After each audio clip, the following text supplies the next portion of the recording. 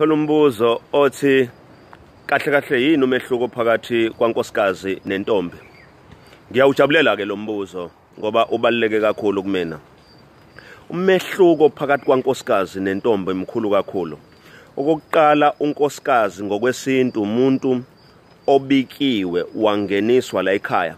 Ngaphambi kokuthi abikwe angeniswe la ekhaya, bekubikiwe sazoya kolandwa ukuthi namhlanje ngiyacela nina abantu bakithi eningihlengile kwaze kwaba lesikhathi nangipha amandla ukuthi ngihambe ngiyolanda unkosikazi uMasibanibani siyocela isihlobo esihle emzini wakaSibanibani.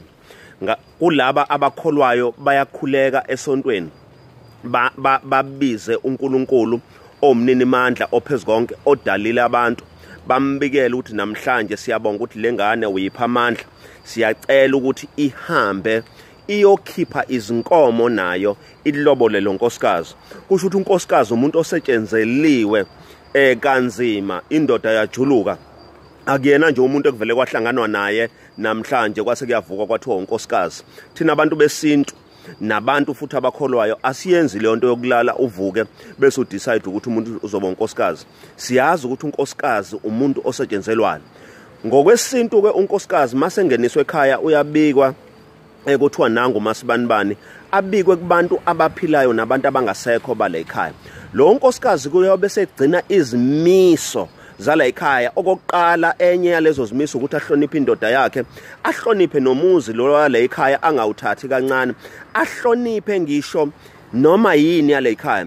Angagcini ngokuhlonipha, aphinda afunde imfundiso zala ekhaya ukuthi umuzi uphathwa kanjani, abuze kwabadala abangaphambi kwakhe, abuze futhi nakubona bonke abantu. Makunenkolo la ekhaya ahambele inkolo yale ekhaya, uma ngabe kunezinto ezimkhuba ezigcinwayo la ekhaya agcine lezo zinto. Intombi umuntu ekuhlanganwe naye emgaqweni, ongabikiwe la ekhaya, ongaziwa, okudliwa nayo impilo, ekujatshulayo nayo ukuthi mhlambe mangabe indoda izizwa nje ukuthi ngifuna ukujabula ngenza u1 no2 ibe nalowo muntu. Umuntu ongaziwa la ekhaya, umuntu ne-investment eyenziwa kuyena noma umnikelo ongeke uzufike mase kufika kubanikazi bomuzi ukwazi ukuchazwa kuthiwa nayi into engayenzayo ngiyenzela uMasibanibani. Esikakhulukazi futhi unkosikazi womunye womuntu osuke sezele abantu abazowandisa lesi sibongo sale ekhaya, kusuke sekunezinto ezama responsibilities ekufanele azenzelwe yena naye azenze. Ingakho kwesinye isikhathi indoda iyibone ngathi akumnandi ukuhlala nonkosikazi, ngoba unkosikazi unezidingo ezinqala zokwakha lo muzi ukuze uphile. Ingakho amanye amadoda enza iphutha lokucabanga ukuthi kumnandi kakhulu ukuba nentombi kunokuba nonkosikazi, kanti kumnandi ukuba nonkosikazi ngoba into esuke yenziwa kusuke kwakhiwa lo muzi, usingathwa ngendlela, ukhuliswa, kunokuthi kube mnandi ukuba nentombi kodwa kungakhiwa umuzi. Unkosikazi ke umuntu onjalo.